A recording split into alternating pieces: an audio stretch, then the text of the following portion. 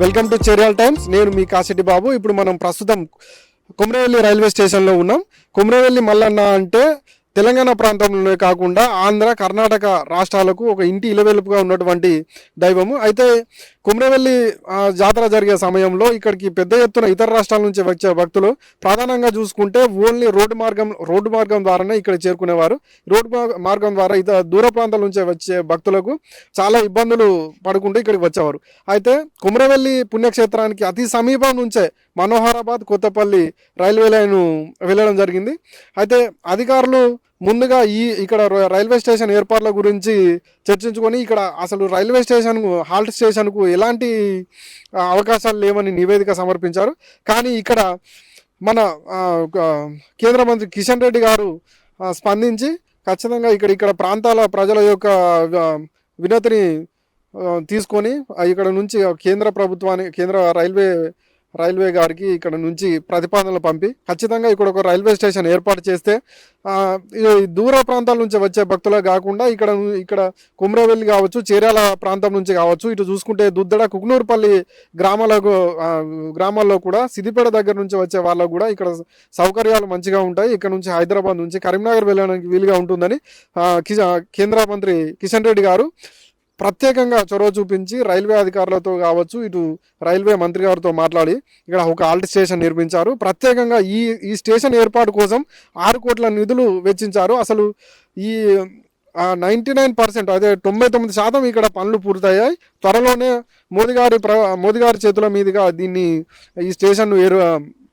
ప్రారంభం చేయదలుచుకున్నందున మరికొద్ది రోజుల్లో ఈ ప్రారంభం దశకు చేరుకున్నది. అసలు ఈ స్టేషన్లో ఎలాంటి సౌకర్యాలు కల్పించారు, వచ్చే భక్తులకు కావచ్చు, తాగునీటి సౌకర్యం కావచ్చు, మరుగుదొడ్ల సౌకర్యం కావచ్చు, వచ్చే రహదారుల గురించి ఎలాంటి సౌకర్యాలు కల్పించారు మనం ఈ వీడియోలో చూసే ప్రయత్నం చేద్దాం. మనం ఇక్కడ చూడొచ్చు, ప్రస్తుతం వచ్చేసి ఈ ప్లాట్ఫామ్ పొడవు సుమారు 450 మీటర్లు, అలాగే 10 మీటర్ల వెడల్పుతోటి విశాలంగా నిర్మించడం జరిగింది.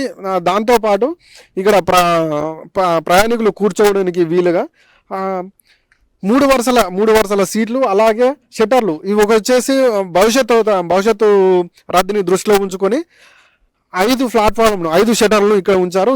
దీంతో పాటు త్రాగునీరు సౌకర్యం, ప్రత్యేకంగా మంచినీటికి RO వాటర్ లాంటి ప్రత్యేక సదుపాయాలు చేశారు. ఇక్కడ చూసుకుంటే ఇక్కడ నుంచి అక్కడికి చాలా విశాలంగా ఆహ్లాదకరంగా ఇక్కడ కూర్చుంటే అసలు ఇక్కడికి వచ్చిన ఈ రైల్వే స్టేషన్లో దిగానే మనం ఏదో ప్రస్తుతం కుమ్రవెల్లి పుణ్యక్షేత్రంలోనే ఉన్న విధంగా ఈ గోడలపై వాల్ పోస్టర్లు కానీ, వాల్ పెయింటింగ్లు కానీ ప్రత్యేకంగా ఏర్పాటు చేయడం జరిగింది.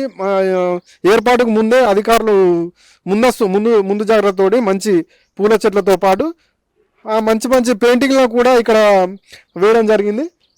ఇక్కడ అసలు చిన్నపిల్లలు ఇక్కడికి వచ్చి ఆడుకోవడానికి వీలుగా మరికొన్ని ఆట వస్తువులతో పాటు, అలాగే ఎలాంటి వెయిటింగ్ బోర్డు రాకుండా ఇక్కడ చూడడానికి ఏర్పాట్లు చేయడం జరిగింది. ప్రస్తుతం పైన చూసుకుంటే ఫ్యాన్లు కావచ్చు, ఇక్కడ కూర్చోడానికి సీట్లు కావచ్చు, పక్కనే నీటి కుళాయిలు కూడా అందించారు.